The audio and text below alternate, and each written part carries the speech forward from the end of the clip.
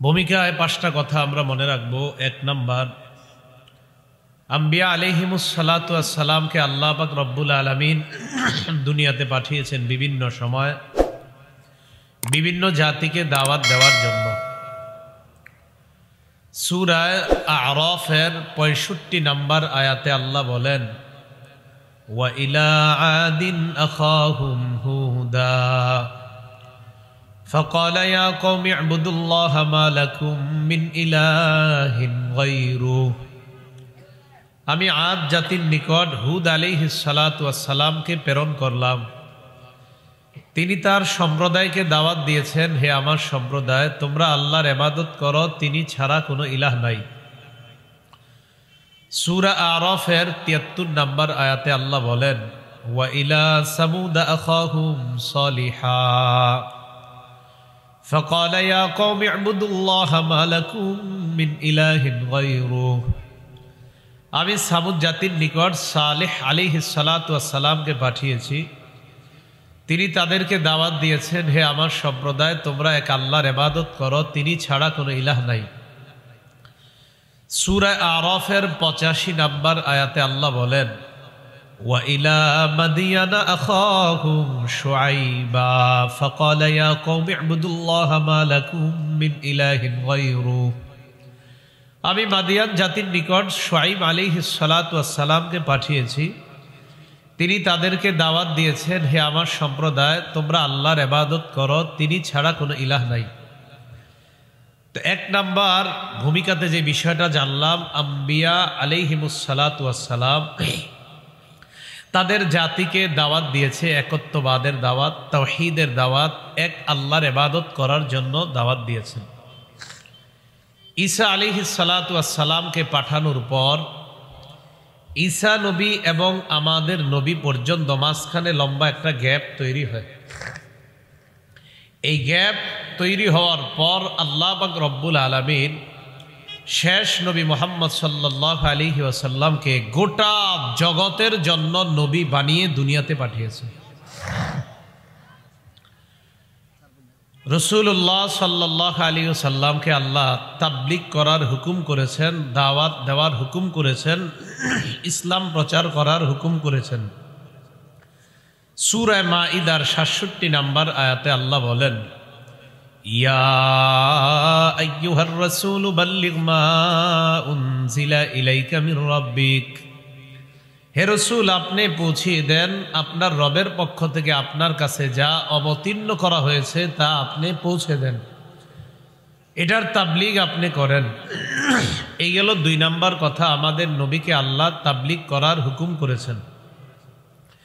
3 number, নবীজি সাল্লাল্লাহু আলাইহি সাল্লাম গোপনে দাওয়াতের কাজ করেছেন, প্রকাশ্যেও দাওয়াতের কাজ করেছেন। আওয়াজ আরো কমায় দেন।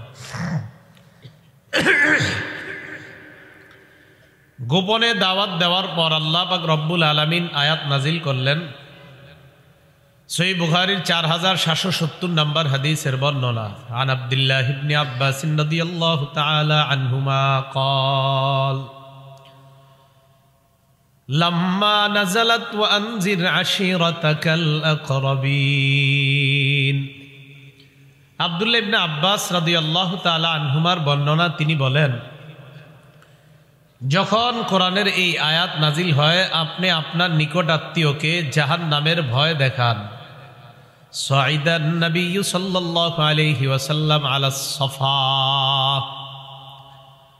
নবীজি সাফা পাহাড়ের উপর উঠলেন। ফাজাআলা ইউনাদি ইয়া বানি ফিহরিন ওয়া ইয়া বানি আদিয়িন লিবুতুনি কুরাইশ। নবী কুরাইশের বিভিন্ন গোত্রের নাম নিয়ে নিয়ে তাদেরকে ডাকলেন। জনগণ আসতে লাগলো। ফাজাআলার রাজুলু ইযা লাম ইস্তাতি আন ইয়াখরুজা আরসালা রাসূলান লিয়ানজুরা মা হুয়া। যেই ব্যক্তি আসতে পারবে না, তিনি আরেকজনকে পাঠায়া দিছে, যাও তো মোহাম্মদ কি বলে একটু শুনে আসো তো, আমাকে আইসা জানাইবা। মানুষরা মাঠের মধ্যে একত্রিত হওয়ার পর রাসূল সাল্লাল্লাহু আলাইহি ওয়াসাল্লাম বললেন, আরাআইতাকুম লাউ আখবারতুকুম আন্না খায়লান বিল ওয়াদি তুরিদু আন তুগিরা আলাইকুম। আমি যদি তোমাদেরকে বলি এই পাহাড়ের পিছনে একদল ঘোর সোয়ার অপেক্ষা করতেছে যারা তোমাদের উপর অতর্কিত হামলা চালাবে, আকুনতুম মুসাদ্দিকিয়া, তোমরা কি আমার কথা বিশ্বাস করবা? ক্বালু না'আম মা জাররাবনা আলাইকা ইল্লা সিদকা, আমরা অবশ্যই তোমার কথা বিশ্বাস করব, কারণ আমরা তোমাকে কখনো সত্যবাদী ছাড়া কখনো কল্পনা করি নাই। তুমি সব সময় সত্য বলেছো, তোমাকে মিথ্যাবাদী হিসাবে ভাবি নাই আমরা, তুমি যা বলবে সব সত্য কথা। নবীজি বললেন, ইন্নী নাযীরুল লাকুম বাইনা ইয়াদাই আযাবিন শাদীদ, তাহলে শোনো তোমরা, আমি তোমাদেরকে কঠিন আযাবের ভয় দেখাই। আল্লাহকে মেনে নাও, যদি না মানো তোমাদেরকে আল্লাহ কঠিন শাস্তি দিবে।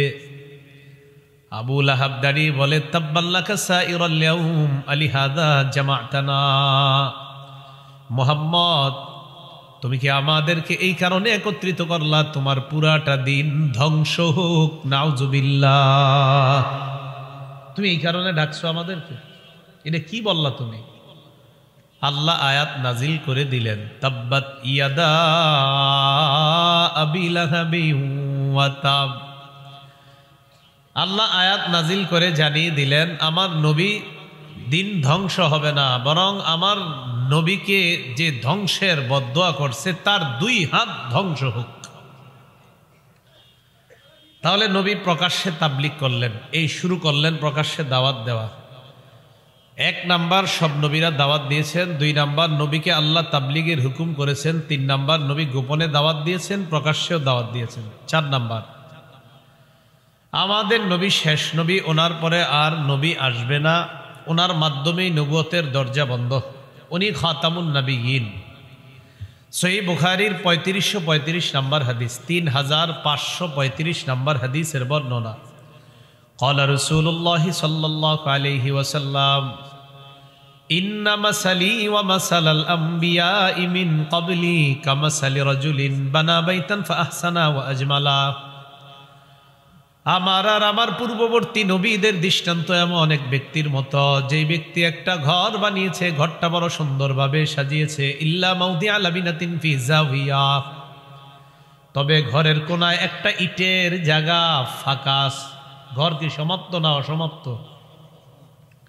নবীজি বলেন, একটা ঘর বানিয়েছে, ঘরটা বড় সুন্দরভাবে সাজিয়েছে, কোনায় একটা ইটের জায়গা ফাঁকা। ফাজআলান নাসু ইয়াতুফুনা বিহি ওয়া ইয়া'জাবুনা লাহু ওয়া ইয়াকুলুনা হাল্লা উদিআত হাযিহিল লাবিনা।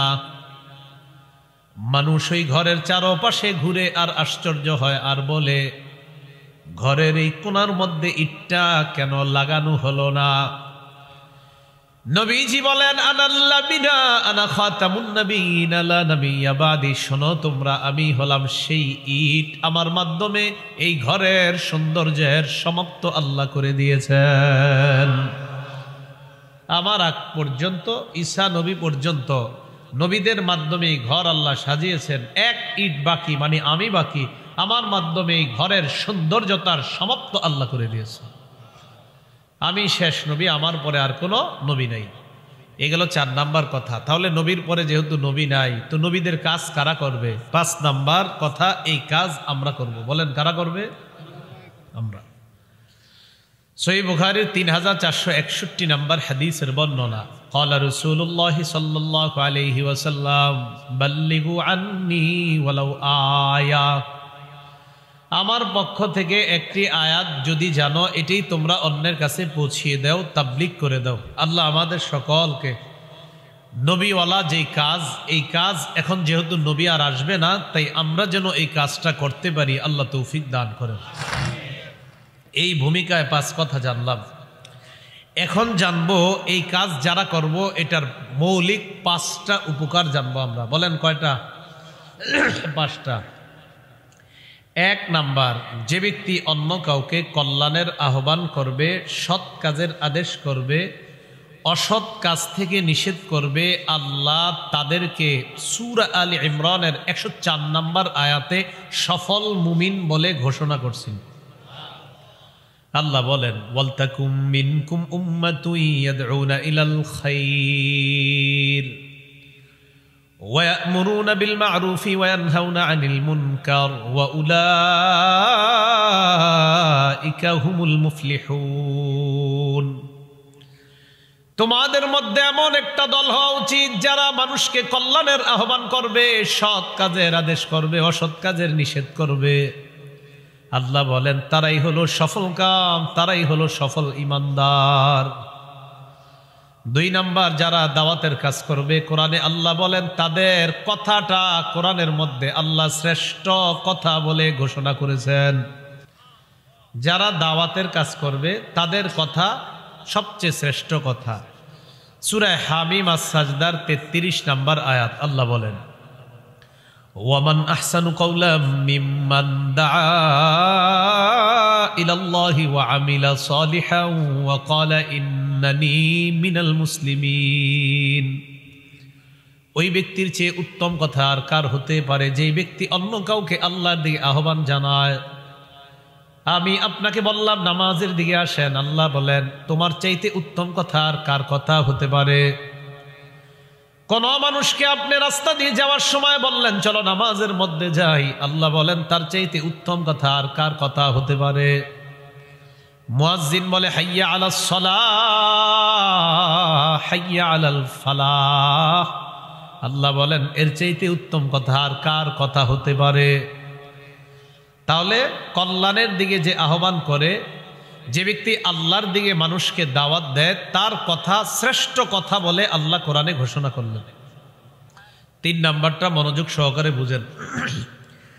আপনি 10 জন মানুষকে নামাজের দাওয়াত দিয়েছেন, এই 10 জন আপনার দাওয়াতে নামাজে আসছে, এই 10 জন নামাজ পড়ার কারণে তারা যেই পরিমাণ সওয়াব পাবে তাদের সওয়াব থেকে আল্লাহ একটুও কাটবে না। তাদের সওয়াবটা তাদের আমল নামায় রেখেই ওই সমপরিমাণ আমল আল্লাহ পাক রব্বুল আলামিন তাদের 10 জনের সমপরিমাণ সওয়াব আপনার আমল নামায় দিয়ে দিবে। মুসলিম শরীফের 6697 নাম্বার হাদিসের বর্ণনা। মোট হাদিস সংখ্যা হবে 7453টা। عن أبي هريرة رضي الله تعالى عنه قال قال رسول الله صلى الله عليه وسلم আবু হুরায়রা রাদিয়াল্লাহু তাআলা আনহুর বর্ণনা, আল্লাহ নবী বলেন মান দাআ ইলা হুদা কানা লাহু মিনাল আজরি মিসলু উজুরি মান তাবিআ। কোন ব্যক্তি যদি অন্য কাউকে কল্যাণের আহ্বান জানায়, নবী বলেন এই আহ্বানকারীর ডাকে যারা সাড়া দিবে তাদের সমপরিমাণ সওয়াব আহ্বানকারীর আমলনামায় আল্লাহ দিয়ে দিবেন। লা ইয়ানকুসু যালিকা মিন উজুরিহিম শাইআ। এই যে 10 জনের আমলের সওয়াব আল্লাহ আপনাকে দিয়ে দিলেন, এই দিয়ে দেওয়াটা মানে তাদের আমলকে একটুও কমাবে না, তাদের সওয়াব একটুও কমবে না। হাদিস পুরাটা শেষ নেই, শেষের অংশটুকু বলবো, আসলে বলবো। শেষে কি কয় দেখেন, ওমান দাআ ইলা দালালাহ, কেউ যদি মানুষকে খারাপ কাজের দিকে আহ্বান জানায়। কি কাজ? আপনি আপনার 5 বন্ধুরিকে বলছেন আজকে রাত্রে 1টা বাজে চলিস অমুক জায়গায় যাবো, ব্যবস্থা হয়ে গেছে। কি ব্যবস্থা? আরে হয়ে গেছে, ওই যে যেই ব্যবস্থা করার কথা ছিল ওইটা হয়ে গেছে, আজকে রাত্রে 1টার থেকে শুরু হবে, তোরা সবাই চলিস। তো এই কথা বলার পর আপনারা 5 জন তার ডাকে সাড়া দিয়ে নিয়ে গেছে। আপনি কি দরকার ছিল এদের 5 জনটা নেওয়ার?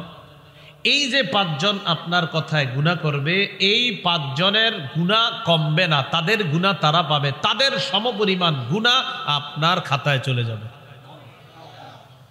ওমান দাআ ইলা দালালাতিন কানা আলাইহি মিনাল ইসমি মিসলু আসামি মান তাবিআ লা ইয়ানকুসু যালিকা মিন আসামিহিম শাইআ। কোন ব্যক্তি যদি অন্য কাউকে পথভ্রষ্টতার দিকে আহ্বান জানায়, তার আহ্বানে যত মানুষ সাড়া দিবে তাদের ওই পরিমাণ গুনাহ তার আমলনামায় চলে যাবে। নাউজুবিল্লাহ। এবার চিন্তা করেন যারা ঘরের মধ্যে এটা কিনে দিছেন, হ্যাঁ, আপনার মা, আপনার বাবা, আপনার ছেলে মেয়ে, আপনি একা গুনাহ করলে এটা মাফ, আল্লাহর কাছে চুপে চুপে মাফ চাইবেন, আল্লাহ মাফ করে দিবে। কিন্তু আপনি এতজনের গুনাহের ভার কিভাবে মাথায় নেবেন? হ্যাঁ, আল্লাহ হেফাজত করেন, আল্লাহ সবাইকে হেফাজত করেন। তাহলে 3 নাম্বার জানলাম, কল্যাণের দাওয়াত যিনি দিবে, যারা তার ডাকে সাড়া দিবে তাদের সমপরিমাণ সওয়াব আল্লাহ ওই দাঈকেও দান করবেন। 4 নাম্বার, কোন দাঈ ইলাল্লাহ, যে আল্লাহর দিকে মানুষকে দাওয়াত দেয়, তার কথায় যদি আল্লাহ একজনকে হেদায়েত দিয়ে দেয়, আরবের লাল ওটের মালিক হওয়ার চাইতেও এক ব্যক্তিকে হেদায়েত দিয়ে দেওয়াটা কোটি গুণ বেশি দামি। একটা হাদিস শুনেন, সহিহ বুখারীর 4210 নম্বর হাদিসের বর্ণনা।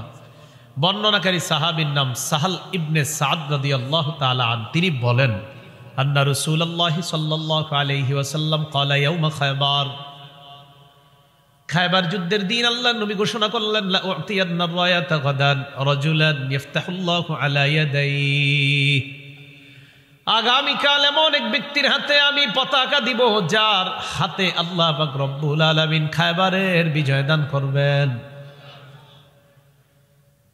ইউহিব্বুল্লাহ ওয়া রাসূলুহু ওয়া ইউহিব্বুহুল্লাহু ওয়া রাসূলুহু, যে ব্যক্তি আল্লাহ আর তার রাসূলকে ভালোবাসে, আল্লাহ আর তার রাসূলও তাকে ভালোবাসে, এমন এক ব্যক্তিকে আমি পতাকা দিব যার হাতে আল্লাহ খায়বারের বিজয় দান করবেন। যে আল্লাহকে ভালোবাসে, তার রাসূলকে ভালোবাসে, মজার বিষয় ওই ব্যক্তিটাকে আল্লাহও ভালোবাসে, রাসূলও ভালোবাসে।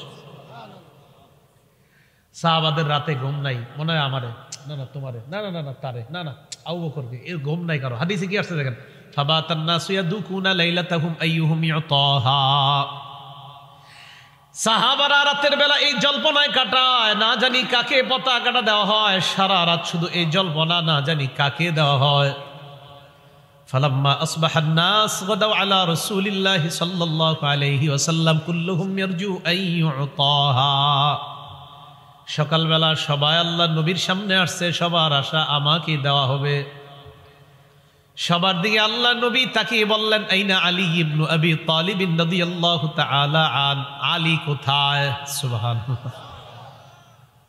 সাহাবারা সবার দিকে তাকায় আল্লাহর নবীকে বললেন, ইয়া রাসূলুল্লাহ, ইয়াশতাকি আইনাই, আলীর চোখের সমস্যা, এই জন্য হযরত আলী আসতে পারে নাই। فأرسل رسول الله صلى الله عليه وسلم إليه فأتي به, আলীর কাছে লোক পাঠিয়ে আল্লাহর নবী আলীকে ডাকায় নিলেন। فبصق رسول الله صلى الله عليه وسلم في عينيه, আলী রাদিয়াল্লাহু তাআলা আনহুর চোখের মধ্যে নবী থুতু মুবারক লাগিয়ে দিলেন। ওয়াদআ লাহু, আলীর জন্য দোয়া করলেন। সাহাবারা বলেন, ফাবারাআ কান্নাহু লাম ইয়াকুন বিহি ওয়াজাউন, আলী এমন ভাবে সুস্থ হয়ে যায়, চোখের মধ্যে তাকায় দেখলাম মনে হয় জীবনেও কোনোদিন চোখে অসুস্থতা হয় নাই। স্বপ্নেও যদি লাগায় দেয় কাজ হয়ে যাবে। নবীজি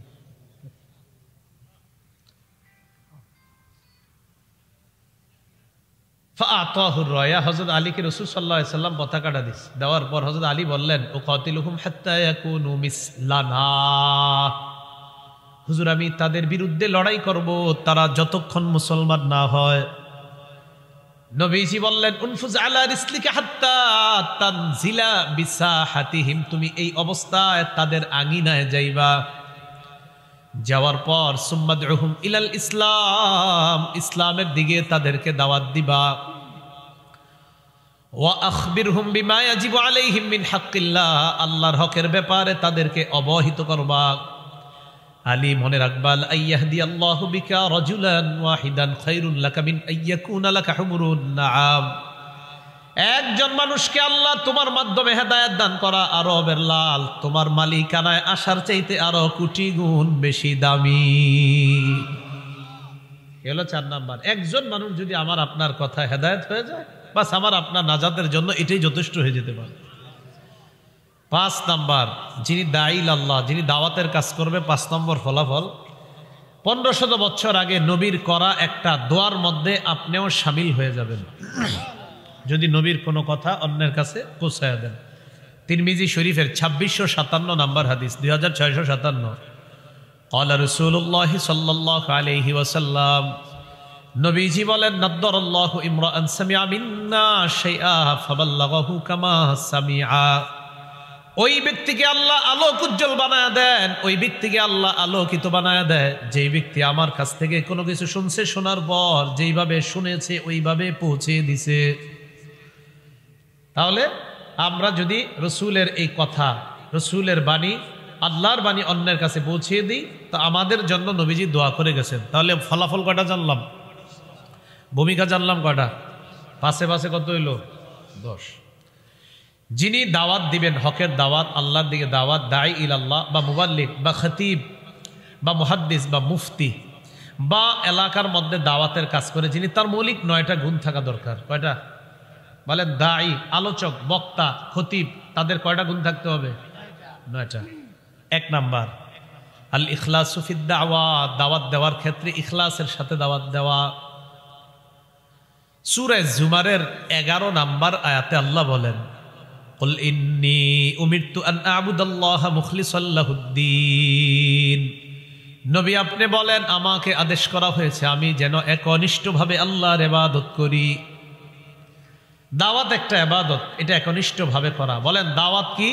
ইবাদত। এটা কিভাবে করা? একনিষ্ঠ, ইখলাসের সাথে। 2 নাম্বার, যিনি দাঈ ইলাল্লাহ হবে, বিশেষ করে উলামায়ে কেরাম যারা আছে, তারা এই কথা মনে করা, আন্নাহু ওয়ারিসুন নবী সাল্লাল্লাহু আলাইহি ওয়াসাল্লাম, আমি আল্লাহ নবীর একজন ওয়ারিস, এই মিরাজ বন্টনে কোনো খেয়ানত করা যাবে না। আস-সিলসিলাতুস সহিহা 2700 নম্বর বর্ণনা, 2700। ক্বালা রাসূলুল্লাহ সাল্লাল্লাহু আলাইহি ওয়াসাল্লাম, নবীজি বলেন, ইন্না রাব্বাকুম ওয়াহিদ, তোমাদের রব একজন, ওয়া ইন্না আবাকুম ওয়াহিদ, তোমাদের বাবা একজন। আলা লা ফাদ্দালি আরাবিয়্যিন আলা আজমিয়্যিন ওয়ালা লি আজমিয়্যিন আলা আরাবিয়্যিন ওয়ালা লি আহমারা আলা আসওয়াদা ওয়ালা লি আসওয়াদা আলা আহমারা ইল্লা বিত্তাকওয়া। নবীজি বলেন, আরবের উপর অনারবের কোনো শ্রেষ্ঠত্ব নাই, অনারবের উপর আরবের কোনো শ্রেষ্ঠত্ব নাই, কালো মানুষের উপর সাদা মানুষের কোনো শ্রেষ্ঠত্ব নাই, লাল মানুষের কোনো শ্রেষ্ঠত্ব নাই, লাল মানুষের উপর কালো মানুষের কোনো শ্রেষ্ঠত্ব নাই, ইল্লা বিত্তাকওয়া। নবী বলেন, যার তাকওয়া আছে, যার মধ্যে আল্লাহর ভয় আছে, ওই মানুষটা আল্লাহর কাছে শ্রেষ্ঠ হয়ে যায়। হাদিসের শেষে নবী বলেন, হাল বাল্লাগতু, আমি কি আমার দাওয়াত পৌঁছিয়েছি, আমি কি আমার দায়িত্ব পৌঁছিয়েছি? সাহাবারা বলেন, জি, আপনি আপনার দায়িত্ব পৌঁছিয়েছেন। নবীজি বললেন, আলা ফালইউবাল্লিগিশ শাহিদুল গায়ব, তোমরা যারা উপস্থিত আছো, অনুপস্থিতদের কাছে আমার কথাগুলা যেন পৌঁছে দাও। দায়িত্ব নিয়ে এখানে বসা, যে আমি নবীর বাণী পৌঁছিয়ে দিব অন্যজনকে, আমি নবীর ওয়ারিস, এই মিরাজ বন্টনে খেয়ানত করা যাবে না। সূরা ইউসুফের 108 নম্বর আয়াতে আল্লাহ বলেন, কুল হাদিহি সাবিলি আদউ ইলাল্লাহ আলা বাসিরাতিন আনা ওয়া মানিত্তাবাআনি। নবী আপনি বলেন, এটাই আমার রাস্তা, আমি জেনে বুঝে এই রাস্তায় মানুষকে দাওয়াত দেই, আমি এবং আমার অনুসরণ করে যারা তারা। তাহলে দাওয়াত আমিও দিই, আর আমার যারা অনুসরণ করে তারাও দেয়। আমরা নবীর অনুসরণ করি, আরে করি কি না? তাহলে আমাদেরও কাজ দাওয়াত দেওয়া। বলেন, আমাদেরও কাজ কি দেওয়া? দাওয়াত দেওয়া। তাহলে এই গেল 2 নাম্বার গুণাবলী, নিজেকে ওয়ারিস মনে করা, এই মিরাজ বন্টনে খেয়ানত না করা। 3 নাম্বারটা মনোযোগ সহকারে বুঝেন, এই জায়গায় আমাদের ঝামেলা হয়ে যায়। আইয়াকুনা সাবিতান ফিদ দাওয়া, অবিচল ভাবে ইস্তিকামাতের সাথে দাওয়াত দেওয়া। আমার দাওয়াত গ্রহণ করবে না না করবে মানুষ, এটা জানে আল্লাহ। আমার কাজ দাওয়াত দেওয়া। আমার কাজ কি দেওয়া? দাওয়াত দেওয়া। এই ব্যাপারে 2টা দৃষ্টান্ত বর্ণনা করি। 1, সূরা আনকাবুতের 14 নম্বর আয়াতে আল্লাহ বলেন, ওয়ালাকাদ আরসালনা নূহান ইলা কওমিহি ফালাবিসা ফীহিম আলফা সানাতিন ইল্লা 50 আমা। আমি নূহ নবীকে তার সম্প্রদায়ের মাঝে প্রেরণ করলাম, তিনি তাদের মাঝে 50 বছর কম 1000 বছর দাওয়াত দিয়েছেন, মানে 950 বছর। সূরা হুদের 40 নম্বর আয়াতের শেষে আল্লাহ বলেন, ওয়ামা আমানা মাআহু ইল্লা কলিল। নূহ নবীর দাওয়াতে স্বল্প সংখ্যক মানুষ ঈমান আনছে।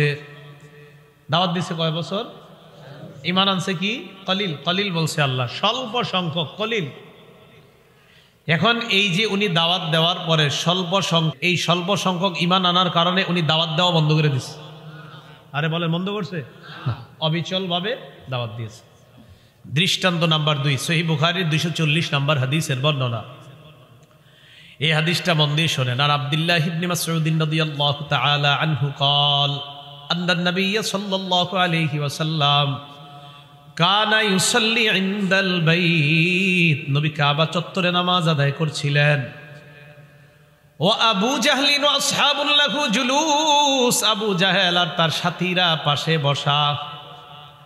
ইসকালা বাদুহুম লিবাদিন, একজন আরেকজনকে কয়, আইয়ুকুম ইয়াজিউ বিসালা জাজুরি আলি ফুলান ফায়াদউহু আলা যহরি মুহাম্মাদিন ইদা সাজাদা, তোমাদের মধ্যে কে পারবা অমুক এলাকায় যাবে, যাওয়ার পর ওই এলাকার উটের নারী বুড়িগুলা আনবা, আনার পর মোহাম্মদ যখন সিজদায় যাবে মোহাম্মদের পিঠের উপর উটের নারী বুড়িগুলা রেখে দিবা।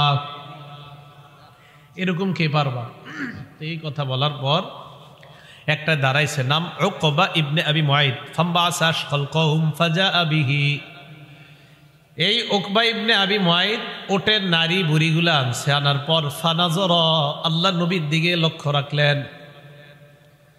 নবীর দিকে লক্ষ্য রাখছে ভালো করে, আল্লাহ রাসূল কখন সিজদায় যায়, হাত্তা ইদা সাজাদা নবী সাল্লাল্লাহু আলাইহি ওয়াসাল্লাম, নবীজি যখন সিজদায় যায়, ওয়াদাহু আলা যহরিহি বাইনা কাতিফাইহি, আল্লাহ নবীর পিঠ আর দুই কাঁধের মাঝামাঝি উটের নারী বুড়িগুলা রেখে দেয়। নবীজি সিজদায়, একটু কল্পনা করেন তো, নবীজি সিজদায়, নবীজি কোথায়? পিঠের উপর কি উটের নারী বুড়ি। আব্দুল্লাহ ইবনে মাসউদ বলেন, ফাজালু ইয়াদহাকুনা ইউহিলু বা'দুহুম আলা বা'দিন, কাফেররা হাসাহাসি করে, হাসতে হাসতে একজন আরেকজনের উপর পড়ে যায়। নবীজির দৃশ্য দেখা, নবীজির এই অবস্থা দেখা কাফেররা হাসতে হাসতে একজন আরেকজনের উপর পড়ে যেতেছে, মানে তামাশা করতেছে। এবার আপনি মাঝে নিজেরে দাঁড় করাইবেন, এক পাশে বেঈমানরা হাসে, আরেক পাশে রসুল সিজদায়, রসুলের পিঠের উপর ওঠেন নারী বুড়িগুলা, আর আমি আপনি হাইয়া আলাস সলা হাইয়া আলাল ফালা শোনার পরেও ল্যাপের নিচ থেকে উঠতে পারছি না।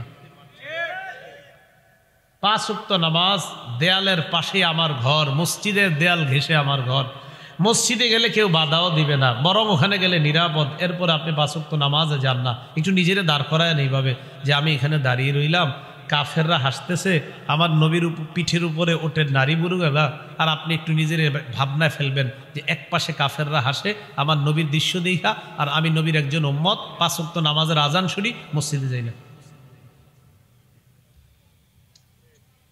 ফাতেমা রাদিয়াল্লাহু তাআলা আনহা আসলেন, আসার পর তরহাত আর জহরি রাসূলিল্লাহ, নবীজির পিঠ থেকে ওঠে নারী বুড়িগুলা সরাইয়া দিছে, ফারফা রাসা, নবী মাথা উঠাইছে।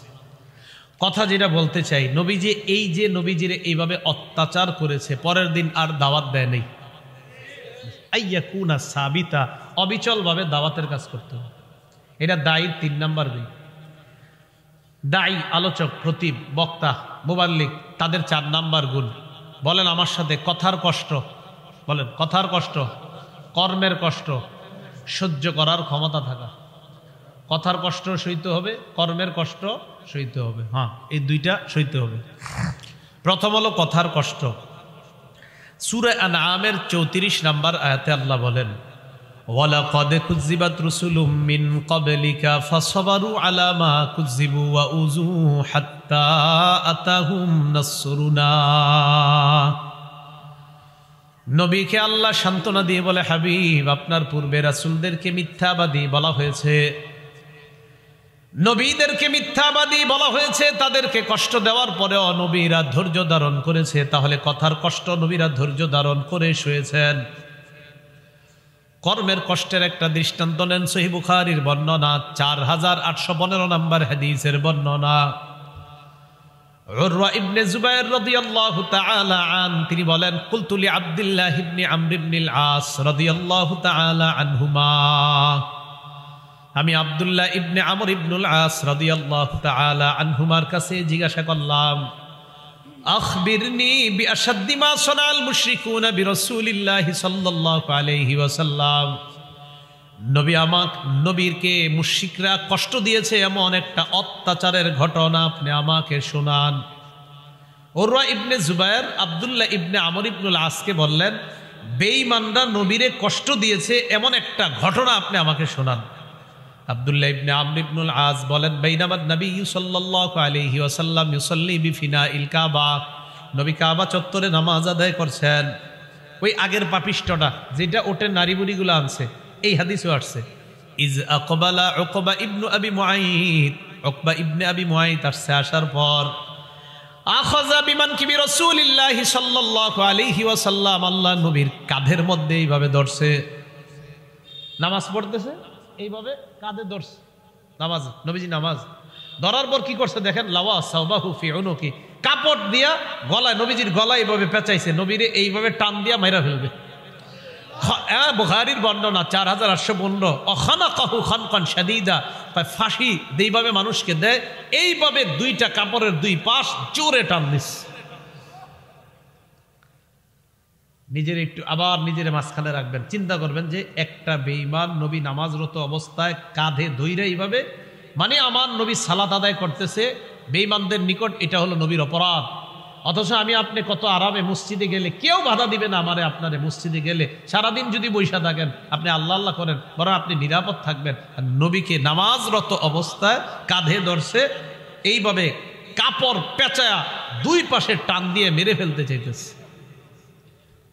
আবু বকর সিদ্দিক রাদিয়াল্লাহু তাআলা আনহু আসার পর ফাআখাযা বিমানকিবিহি ফাদাফা রাসূলুল্লাহি সাল্লাল্লাহু আলাইহি ওয়াসাল্লাম, উকবা ইবনে আবি মুআইত পাপিষ্টের গলার মধ্যে ধরছে, ধরার পর একটা ধাক্কা মেরে সরায়া দিছে।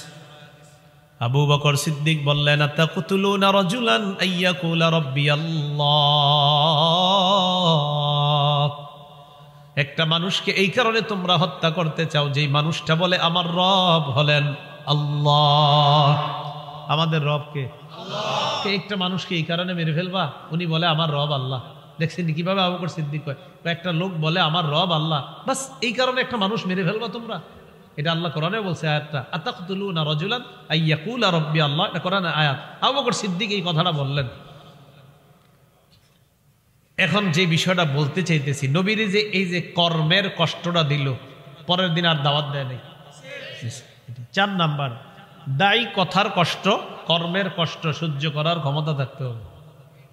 5 নাম্বার, যিনি দাওয়াত দিবে তিনি এলাকার মানুষের অবস্থা সম্পর্কে জানা, যে এই এলাকার মানুষগুলা কোন ধরনের, তাদের রুচি, আচার, আকৃতি, প্রকৃতি তাদের কেমন, তাদের ব্যবহার মুআমালাত কেমন, এই বিষয়ে দায়ী যাই না, এরপর জেনে বুঝে তাদেরকে দাওয়াত দেওয়া। একটা হাদিস বললে বিষয়টা ক্লিয়ার হবে, সহিহ বুখারী 126 নম্বর হাদিস। আম্মা জান আয়েশা সিদ্দিকা রাদিয়াল্লাহু তাআলা আনহার বর্ণনা, তিনি বলেন, ক্বালা রাসূলুল্লাহ সাল্লাল্লাহু আলাইহি ওয়াসাল্লাম, নবীজি বলেন, আয়েশা লাউলা কওমুকি হাদিসুন আহদুহুম বিকুফরিন লানাকাতুল কাবা ওয়া জাআলতু লাহা বাবাইন। আয়েশা, আমার মনে একটা নিয়ত আছে, কি জানো? আমার মনে নিয়ত ছিল কাবাটাকে আমি সংস্কার করে 2টা দরজা বানাবো, বাবুন ইয়াদখুলুন নাস, এক দরজায় মানুষ ঢুকবে, ওয়া বাবুন ইয়াখরুজুনা, আরেক দরজা দিয়ে মানুষ বের হবে, এটা আমার নিয়ত ছিল। কিন্তু আমি জানো এটা কেন করি না? তোমার সম্প্রদায় নতুন নতুন মুসলমান হয়েছে, এখন যদি আমি কাবার দেয়ালে হাত দিই, এরা বলবে নবীজি কাবার দেয়ালে হাত দিল, এই জন্য আমি কাবাকে এখন সংস্কারের কাজে হাত দেইনি, 2টা দরজা বানাই নাই। তবে আমার মনের তামান্না 2 দরজা হওয়া, শুধু ফিতনার আশঙ্কায় আমি এই কাজ থেকে বিরত রইলাম। কিসের আশঙ্কা? জোরে বলেন, কিসের আশঙ্কা? এই জন্য কোনো এলাকায় কোনো একটা সুন্নাহ প্রচলন আছে, যেটা হাদিস কোরআন দ্বারা প্রমাণিত একটা সুন্নাহ, ওই এলাকায় এসে এমন কথা না বলা, যেই কথা বললে ফিতনা হবে। আপনি ঠিক বললেও ঠিক, না বললেও ঠিক। সহিহ বুখারী 126। তো 5 নাম্বার, কোন এলাকার মধ্যে এমন কোন নতুন কাজ করতে না যাওয়া যেটার মাঝে ফিতনা হওয়ার আশা। আমার নবী একটা কাজ ছেড়ে দিচ্ছে যে মুসলমানের মাঝে ফিতনা হবে, আমি আমার এবং নবী জীবদ্দশায় কাবার 2 দরজা বানায় নাই। আব্দুল্লাহ ইবনে জুবায়ের তার খেলাফত আমলে 2 দরজা বানাইছেন, হাজ্জাজ বিন ইউসুফ যাকে হত্যা করছে। বুখারীতে আসছে ফাফআলাহু ইবনু জুবায়ের, আব্দুল্লাহ ইবনে জুবায়ের এই 2 দরজাওয়ালা কাবা বানিয়েছিলেন। তো পরবর্তীতে আবার কাবা অনেকবার সংস্কার হয়েছে, এখন আবার 1 দরজা। তো যাই হোক, যে বিষয়টা, ফিতনার আশঙ্কা যদি থাকে, ওই ফিতনার আশঙ্কা যে এলাকায় থাকবে, ওই জাতীয় আশঙ্কার ব্যাপারে দায়ীর পূর্ণ সচেতন থাকা, যে এখানে এই জাতীয় কোনো কর্মকাণ্ড না করা, যেটার মাঝে মুসলমানের মাঝে ঝগড়া হবে, ফিতনা ফাসাদ হবে, মুসলমান হানাহানি করবে, রক্তপাত করবে, এমন কাজ থেকে বিরত থাকবে। এগুলো 5 নাম্বার। 6 নাম্বার, আইয়াকুনা আলিমান বিশরিআতিল্লাতী ইয়াদউন নাসা ইলাইহা, দায়ীর 6 নাম্বার গুণ, দায়ী মানুষকে যেই দিকে আহ্বান করবে, যেই বিষয়ে আহ্বান করবে ওই বিষয়ে দায়ীর পূর্ণ জ্ঞান থাকা। আমি আপনার একটা দাওয়াত দিব, এই বিষয়ে আমার পূর্ণ জ্ঞান থাকতে হবে। পূর্ণ জ্ঞান না থাকলে আমার দ্বারা এমন এমন কাজ হবে, এমন এমন কিছু বের হবে আমার মুখ থেকে যেটা কোরআনে নাই, হাদিসে নাই, পরে ঝামেলা হবে। এই জন্য যতটুকু বলা ততটুকু জ্ঞান রাইখা বলা। আল্লাহ বুঝার তৌফিক দান করেন। 7 নাম্বার দায়ীর গুণাবলী। দায়ী সকল মুসলমানের কল্যাণ কামনা করবে। যেমন আমি আজকে আপনাদের সামনে আলোচনা করছি, আমি আপনাদের সবার কল্যাণ কামনা করা, এটা আমার মধ্যে গুণ থাকতে হবে। সহিহ বুখারীর 57 নাম্বার হাদিসের বর্ণনা, عن جرير بن عبد الله رضي الله تعالى عنه قال بايعت رسول الله صلى الله عليه وسلم على إقام الصلاة وإيتاء الزكاة والنصح لكل مسلم। জারির ইবনে আব্দুল্লাহ বলেন, আমি আল্লাহ নবীর হাতে বায়াত হলাম, আমি নামাজ কায়েম করব, যাকাত আদায় করব, আর সকল মুসলমানের কল্যাণ কামনা করব, এই মর্মে আমি আল্লাহ নবীর হাতে বায়াত হলাম। বলেন আমার সাথে, আমরা বলেন সকল মুসলমানের কল্যাণকামী। আসলে আসলে কল্যাণকামী তো কালকে সকালেই তো ঝগড়া করবেন দুইজন। আমরা সকল মুসলমানের কল্যাণকামী, কল্যাণ কামনা করব তো। মুসলিম শরীফের 55 নাম্বার হাদিসে আসছে, আমাদের মাদ্রাসার পাঠ্যপুস্তক অনুসারে হাদিস নাম্বার হবে 55, আর তাকরার সহ হাদিস সংখ্যা হবে 100। এই হাদিসে আসছে দ্বীন আন-নসিহা, দিন মানে হলো কল্যাণকামী, কল্যাণ কামনা করা, নসিহত উপদেশ দেওয়া। আল্লাহ আমাদের সকলকে এই 7 নাম্বার গুণে গুণান্বিত হওয়ার তৌফিক দান করেন। 8 নাম্বার, যিনি দায়ী তিনি যাদেরকে দাওয়াত দিবে তাদের হেদায়েতের জন্য আল্লাহর কাছে দোয়া করবে। তাদের হেদায়েতের জন্য আল্লাহর কাছে। সহিহ বুখারী 2937 নাম্বার হাদিস, 2937। এই হাদিসের মধ্যে আসছে আমর ইবনে তুফাইল আদ-দাউসি এবং তার সাথীরা নবীর কাছে আসছে। আসার পর বলে, ইয়া রাসূলুল্লাহ ইন্না দাউসান আসাদ ওয়া আবাদ, হুজুর দাউস গোত্র নাফরমানি করে, সীমা লঙ্ঘন করেছে। উদউল্লাহ আলাইহা, দাউস গোত্রের বিরুদ্ধে আপনি বদদুয়া করেন। আল্লাহ নবী বললেন, আল্লাহুম্মা হদি দাউসা ওয়াতি বিহিম।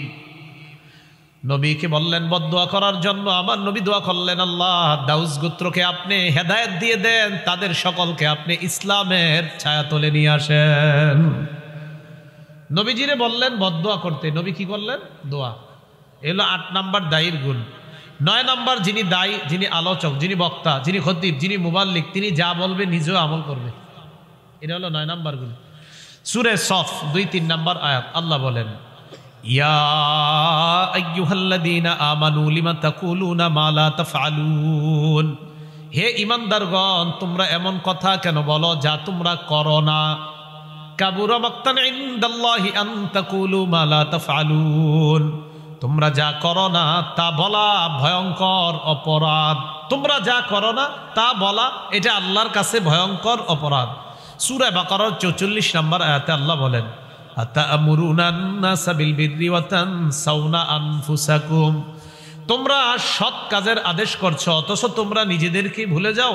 বলেন আমার সাথে, আমরা সৎ কাজের আদেশ করব, নিজেরাও সৎ পথে চলব। এই হলো একজন আদর্শ দায়ীর 9টা গুণ। 1 নাম্বার, ইখলাসের সাথে দাওয়াত দেওয়া। 2 নাম্বার, তিনি নিজেকে এই কথা মনে করা আমি নবীর ওয়ারিস, এই মিরাজ বন্টনে খেয়ানত না করা। 3 নাম্বার, দায়ী অবিচলভাবে দাওয়াত দেওয়া। 4 নাম্বার, কথার কষ্ট কর্মের কষ্ট সহ্য করার ক্ষমতা থাকা। 5 নাম্বার, যাদেরকে দাওয়াত দিবে তাদের অবস্থান সম্পর্কে পূর্ণ সচেতন থাকা।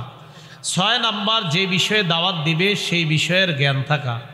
7 নাম্বার, দায়ী সকল মুসলমানের কল্যাণ কামনা করা। 8 নাম্বার, যিনি তাদেরকে দাওয়াত দিবে তাদের হেদায়েতের জন্য আল্লাহর কাছে দোয়া করা। 9 নাম্বার, যিনি দাওয়াত দিবে তিনি নিজেও আমল করা। এই 9টা গুণাবলী প্রত্যেক দায়ী, আলোচক, বক্তা, খতিব, মুবাল্লিগকে অর্জন করার তৌফিক দান করেন।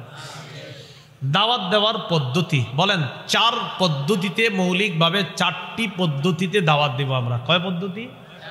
4। 1 নাম্বার, কৌশলে দাওয়াত দেওয়া। 1 নাম্বার, কৌশলে দাওয়াত দেওয়া। সূরা নাহলের 125 নাম্বার আয়াতে আল্লাহ বলেন, উদউ ইলা সাবিলি রাব্বিকা বিল হিকমাতি ওয়াল মাউইযাতিল হাসানা নবী আপনি আপনার রবের রাস্তায় মানুষকে দাওয়াত দেন কৌশলের সাথে এবং উত্তম ওয়াজের মাধ্যমে। কৌশলে দাওয়াত দেন, উত্তম ওয়াজের মাধ্যমে দাওয়াত দেন। 2 নাম্বার, নরম ভাষায় দাওয়াত দেওয়া। বলেন কি ভাষা? বলেন কি ভাষা? আমাদের কি মাঝে মাঝে ভাষা এমন হয়ে যায়, দাওয়াত গ্রহণ করবে দূরের কথা, আরো ভাগবে। নরম ভাষায় দাওয়াত দেওয়া। সূরা তাহার 42, 43, 44 নাম্বার আয়াত আল্লাহ বলেন, ইযহাব আনতা ওয়া আখুকা বিআয়াতি ওয়ালা তানিয়া ফি যিকরি। হারুন নবী আর মুসা নবীকে বললেন, যান আপনারা দুইজন ফেরাউনের কাছে যান। ইযহাবা ইলা ফিরআউনা ইন্নাহু তাগা। ফেরাউনের কাছে যান, ফেরাউন নাফরমান, সীমা লঙ্ঘন করেছে। ফাকুলা লাহু কাওলাল লাইয়িনা।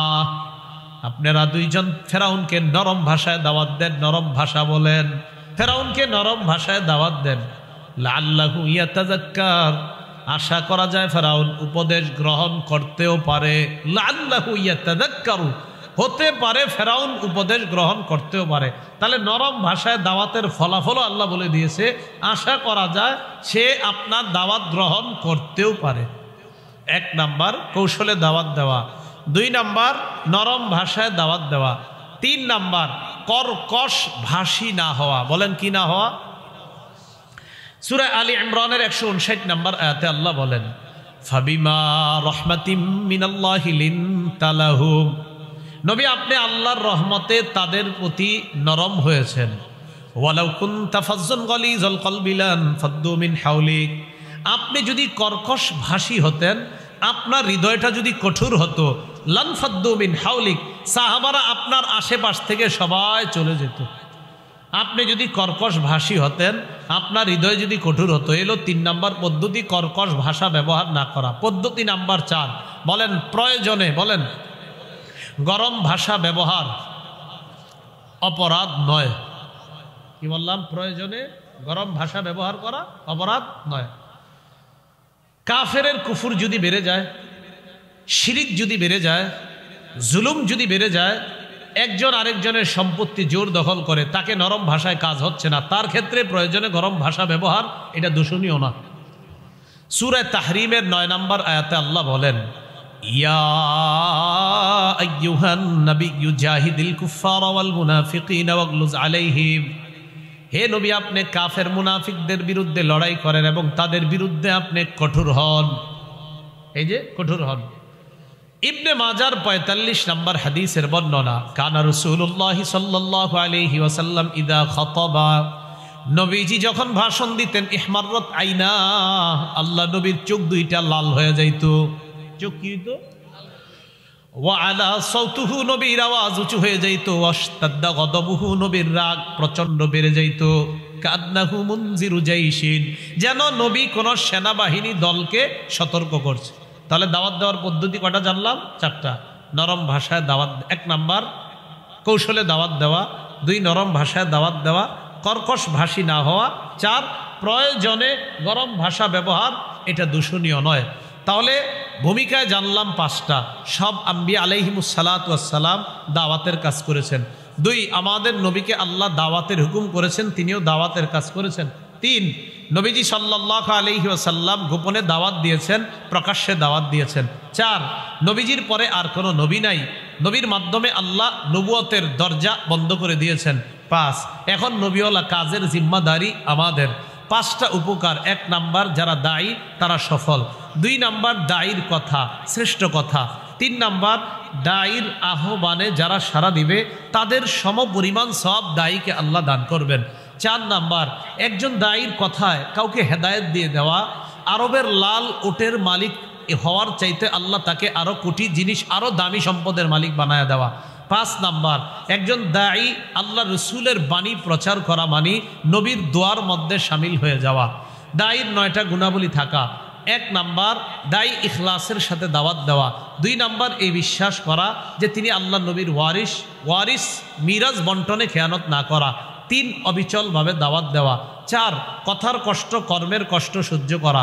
5 মানুষের অবস্থা সম্পর্কে সচেতন থাকা। 6 যে বিষয়ে দাওয়াত দিবে ওই বিষয়ে জ্ঞান থাকা। 7 যিনি দাওয়াত দিবে তিনি সকলের কল্যাণ কামনা করবে। 8 যিনি দাওয়াত দিবে তাদের হেদায়েতের জন্য দোয়া করবে। 9 যিনি দাওয়াত দিবে তিনিও ওই দাওয়াত অনুযায়ী আমল করবে। 4 পদ্ধতিতে দাওয়াত দেওয়া। 1 নাম্বার কৌশলে দাওয়াত দেওয়া, 2 নাম্বার নরম ভাষায় দাওয়াত দেওয়া, 3 নাম্বার কর্কশ ভাষী না হওয়া, 4 নাম্বার প্রয়োজনে গরম ভাষা ব্যবহার, এটা অপরাধ নয়। কি মনে থাকবে? এখন উলামারা বিষয়টা সহজে গ্রহণ করতে পারছে। আপনারা কি করবেন বলেন? আমরা কি করব বলেন? বলেন আমরা কি করব? যেখানে প্র্যাকটিক্যাল শেখানো হয় সেখানে যাবেন, যে আগামীকাল থেকে যাবেন। যেখানে প্র্যাকটিক্যাল শেখানো হয় সেখানে যাবেন। মাশাআল্লাহ আগামীকাল থেকে টুঙ্গি শেখানো হবে প্র্যাকটিক্যাল, কিভাবে দাওয়াতের কাজ করবেন। এটা বিরোধিতা না করে ওখানে যান, যাওয়ার পরে শোনেন, শোনার পর দেখবেন পরিবর্তন হবে। এক জায়গায় আসার সময় 1 ঘন্টা বসা, যে কোনো এক জায়গায় 1 ঘন্টা, ঠিক একই জায়গায় 1 ঘন্টা 7 মিনিট জেমে বসা, একই জায়গায় ঘটনাচক্রের পাশে একটা আলোচনা হইতেছে, যে কোনো জায়গায় প্রত্যেক আলোচকের বিষয়বস্তু দেওয়া আছে। উনি উইঠাই প্রথমে টঙ্গীর বিরুদ্ধে, যিনি উঠতেছেন তিনিই প্রথমে টঙ্গীর বিরুদ্ধে 15 মিনিট 20 মিনিট বলছে, যিনি বলছেন। এরপরে আবার আরেকজন ওঠে, আমি কিন্তু বলে দিব কার কোন বিষয়, এবং পূর্ণ বয়ানটা আমি ইনশাল্লাহ পুরা প্রত্যেকের বয়ানটা মুখস্থ শোনাইতে পারবো। ওখানে বসে বসে আমি যে পুরা শুনছি একদম পুরা সহ। আর কি বলছে? বলছে তো 1টা আয়াত বা 2টা হাদিস, আর বাকি সবই তো গীবত। তো এইগুলো তো সহজ, আর বাকিগুলো তো আবার মুখস্থ, কি কি কইছে না কইছে। তো আমি বলছি না কোথায়, যে কোনো এক জায়গায়। তো কি দরকার, আপনি যান ওখানে, বিরোধিতা না করে সেখানে গিয়ে শিখেন। এখন মনের ভিতরে যদি কারো ওয়াসওয়াসা ঢুকে যে হুজুর মনে হয় আপনি আমারে কইতেছেন, তার মানে আপনি এটা শত্রু।